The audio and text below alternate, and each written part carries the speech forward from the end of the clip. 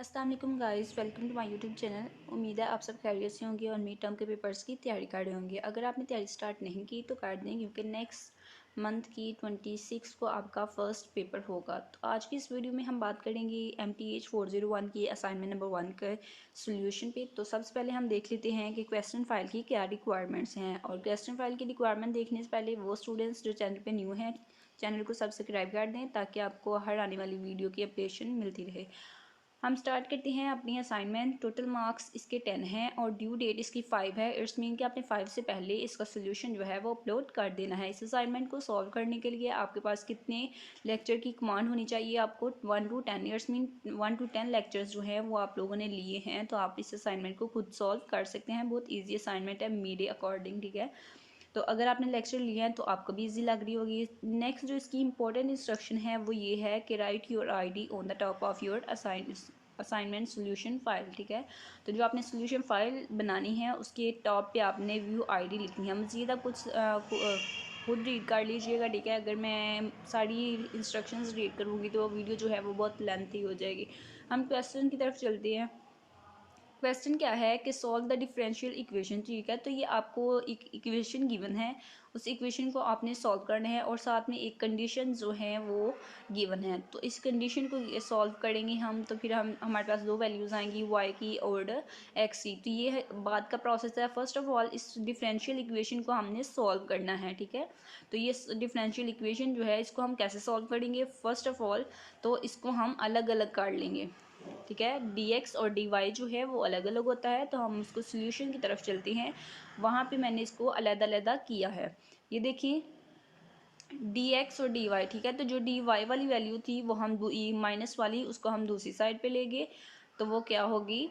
ये देखें यहाँ पे ये जो था माइनस, वहाँ पे उधर दूसरी साइड पे इसको ले गए, ठीक है। और फिर dy और dx जो है वो एक दूसरे के हो जाएगा, ठीक है। ये देखें dy इधर ही रहेगा और ये जो साथ में डी वाई के साथ जो वैल्यू मल्टीप्लाई हो रही है वो जब दूसरी साइड पे आएगी तो इसके नीचे डिवाइड हो जाएगी, ठीक है। और इधर जो डी एक्स जो है वो मल्टीप्लाई हो रहा है, तो जब दूसरी साइड पे जाएगा तो ये डी वाई से डिवाइड हो जाएगा, ठीक है। तो आपको पता है जो चीज़ एक मल्टीप्लाई हो रही है वो दूसरी साइड पे जाके डिवाइड होती है, तो वो वाला रूल यहाँ पे अप्लाई किया गया। तो जो मैंने आपको बताया वही सेम प्रोसेस मैंने यहाँ पे किया है कि डी एक्स इधर चला गया है और ये जो है इधर डिवाइड हो गया इस स्टेप में, ठीक है। नेक्स्ट स्टेप में क्या किया है कि एक्स स्क्वायर को मैंने कॉमन ले लिया है। एक्स स्क्वायर को कॉमन क्यों लिया है? क्योंकि हमने इस इक्वेशन को होमोजीनियस इक्वेशन बनाना है, तो उसके लिए हमें एक्स स्क्वायर जो है उसको ख़त्म करना होगा। तो उसके लिए हमने क्या किया, हमने ऊपर से बटे के ऊपर और बटे के नीचे दोनों जगह से हमने एक्स स्क्वायर को कॉमन ले लिया है। फिर हमने क्या किया है कि एक्स स्क्वायर को जो हमने कॉमन लिया था, दोनों एक्स स्क्वायर को हमने कैंसिल कर दिया है। ऊपर और नीचे दोनों एक्स स्क्वायर को हमने कैंसिल कर दिया है। नेक्स्ट जो है हमारी इक्वेशन जो है ये इक्वेशन बन गई है और ये इक्वेशन जो है ये हमारी होमोजीनियस इक्वेशन बन गई है। तो इसी तरह से प्रोसेस जो है वो आपने करना है स्टेप बाय स्टेप। आपने ये सारे स्टेप जो मैंने लिखे हैं यहाँ पे ये आपने लिखने हैं ताकि आपके मार्क्स जो हैं वो कटिंग ना हो। तो ये होमोजीनियस इक्वेशन बन गई। अब हमारा नेक्स्ट जो प्रोसेस है वो स्टार्ट हो रहा है कि हमने लेट कर लिया है कि y इक्वल है v डॉट एक्स के, ठीक है। और फिर वहाँ से हमने v की वैल्यू निकाल लिया है। v की वैल्यू क्या हो गई? y ओवर x, ठीक है। तो यहाँ से देखे x जो है यहाँ पे मल्टीप्लाई हो रहा है, तो अगेन वही वाला रूल लगेगा, दूसरी साइड पे जाके ये डिवाइड हो जाएगा y से, ठीक है। तो नेक्स्ट फिर हमने क्या किया है कि ये जो हमारी इक्वेशन आ गई है v equal to y over x, दोनों साइड पे इसको हमने डिफ्रेंशिएट कर दिया है, इसका डेरिवेटिव ले लिया है। तो डेरिवेटिव लेके हमारे पास कुछ इस तरह से टर्म आ जाएगी, ठीक है। मुझे उम्मीद है कि आपको डेरिवेटिव लेना आता होगा, क्योंकि आपने अभी तक ये फोर्थ सेमेस्टर में, अगर आपके का मोस्टली ये फोर्थ सेमेस्टर में सब्जेक्ट होता है 401, ठीक है। 4-5 में तो आपको अच्छी कमांड होगी डिफ्रेंशिएशन में, तो आपको आता होगा डिफ्रेंशिएट करना। तो यहाँ भी हमने वही डेरिवेटिव लिया है। फिर क्या किया है कि हमारे पास जो इक्वेशन आई थी, ठीक है, यहाँ पे मैं आपको दिखा देती हूँ। ये जो हमारे पास इक्वेशन आई है, इस इक्वेशन में हमने क्या किया है, हमने जस्ट वैल्यूज़ पुट की हैं। कौन सी वैल्यू? v की, ठीक है। तो जहाँ जहाँ पे हमारे पास क्या था जहाँ जहाँ पे हमारे पास y/x था हमने वहाँ वहाँ पे v पुट कर दिया है, ठीक है। तो आपने भी क्या करना है, आपने वहाँ वहाँ पे v पुट कर देना है। तो इस तरह से कुछ आपके पास फॉर्म बन जाएगी। और जो dy और dx था इक्वल के दूसरी साइड, उसकी जगह पे हमारे पास ये वैल्यू अब आ गई है। तो ये वैल्यू जो है इसको आपने इक्वल के इस साइड पे राइट कर लेना है जहाँ पे dy/dx लिखा था, ठीक है। ये लिखने के बाद हमने क्या किया है कि यहाँ पे जो v था इसको हम दूसरी साइड पे ले गए हैं। तो यहाँ पे प्लस था, दूसरी साइड पे जाके माइनस का हो गया। नेक्स्ट स्टेप में हमने क्या किया है कि हमारे पास जो नीचे वैल्यू होती है हम एलसीएम लेते हैं। तो एलसीएम किस तरह से लेते हैं, ये जो नीचे वाली वैल्यू होती है ये इससे मल्टीप्लाई हो जाती है और ये ऊपर आ जाती है, ठीक है। तो इस तरह से हमने ये एलसीएम लिया है। एलसीएम लेने के बाद इसको थोड़ा सा सिंप्लीफाई किया है। वी स्क्वायर वाली वैल्यूज़ को हमने जो जमा माइनस जो होनी थी वो कर ली, वी वाली जो जमा माइनस होनी थी वो कर ली, ठीक है। तो कुछ इस तरह से हमारे पास ये इक्वेशन आ गई।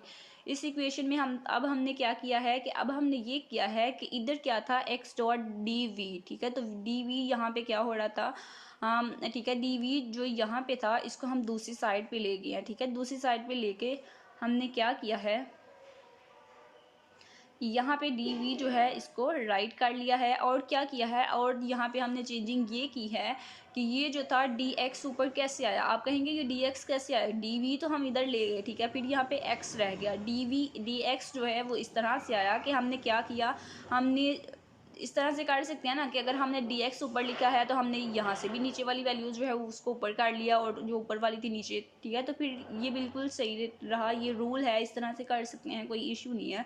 दोनों साइड पे हमने कर लिया, जो नीचे थी वो उसको ऊपर ले गए और जो ऊपर थी उसको हम नीचे ले गए। तो इसी तरह से सेम प्रोसेस आपने करना है। नेक्स्ट है कि हमने फिर दोनों साइड को हमने इंटीग्रेट कर लिया, हमने इंटीग्रेशन करनी थी इसलिए हमने ये प्रोसेस किया था।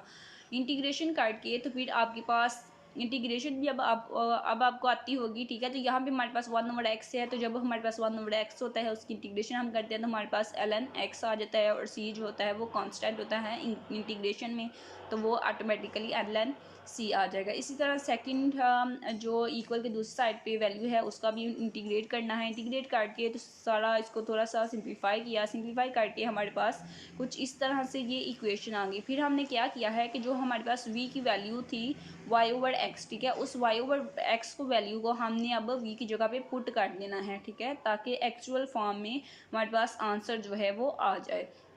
तो सिंपली हमने वैल्यूज़ पुटअप की हैं, उसको थोड़ा सिंप्लीफाई किया है, ठीक है। एक्स स्क्वायर हमारे पास कॉमन एलसीएम के लिया तो एक्स स्क्वायर आ गया, ऊपर से वैल्यू आ गई, ठीक है। इसको थोड़ा सा सिंप्लीफाई करते गए तो हमारे पास कुछ इस तरह से ये वैल्यू आ गई। अब हमने क्या करना है, अब हमारे पास ये जो सी कांस्टेंट है इसकी वैल्यू भी हमने फाइंड करनी है।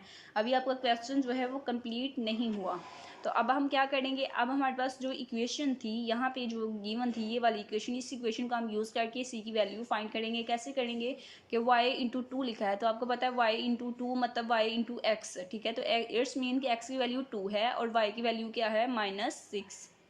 तो इन दो वैल्यूज़ को अब हमने यूज़ करना है। और जो हमारे पास यहाँ पे इक्वेशन बनी है ये वाली इक्वेशन, ठीक है, यहाँ पे हमने x और y की वैल्यूज़ जो हमारे पास है 2 और -6 उनको जस्ट हमने पुट करना है। फिर उसको थोड़ा सिंप्लीफाई करेंगे तो हमारे पास c की वैल्यू आ गई।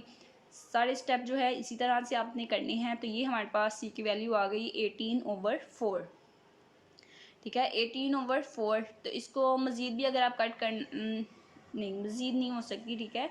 तो 18/4 सी की वैल्यू आ गई। अब हमने क्या करना है, सिंपली सी की वैल्यू को हमने पुट कर देना है, क्योंकि हमने ये प्रोसेस सी की वैल्यू फाइंड करने के लिए किया था। सी की वैल्यू आ गई, अब हमने उस इक्वेशन में सी की वैल्यू पुट कर दी और ये है आपका आंसर। उम्मीद है कि आपको सोल्यूशन जो है आपके लिए हेल्पफुल रहा होगा, वीडियो हेल्पफुल रही होगी। मज़ीद वीडियोज़ के लिए आपने चैनल को सब्सक्राइब करना है और चैनल के साथ अटैच हो जाना है ताकि आपको मज़ीद सोल्यूशंस मैं प्रोवाइड करती रहूँ। एक दफ़ा आपको सोल्यूशन जो है वो दोबारा दिखा रही हूँ ताकि अगर आपका कोई स्टेप जो है वो मिस हो गया तो आप उसको अगेन देके तो अपना स्टेप लिख सकें, ताकि आपकी कोई मिस्टेक ना हो और फुल मार्क्स जो हैं वो आप गेन कर सकें। तो एक दफ़ा देख लें कि आपने सारे स्टेप्स जो हैं वो राइट किए हैं या नहीं, क्योंकि कोई भी स्टेप जो है वो आप मिस करेंगे, कोई भी स्टेप आप मिस करेंगे तो क्या होगा कि आपके मार्क्स जो हैं वो कटिंग हो जाएंगे। तो देख लीजिए अपने स्टेप जो हैं वो मैच कर लें ताकि आपके मार्क्स जो हैं वो कट ना हों और आपके फुल मार्क्स जो हैं वो आएँ। क्योंकि इस दफ़ा क्विज़ और असाइनमेंट्स जो हैं उनको अटेम्प्ट करना व्यू ने ज़रूरी कर दिया है, तभी आप मिड टर्म के पेपर्स जो हैं वो दे सकते हैं।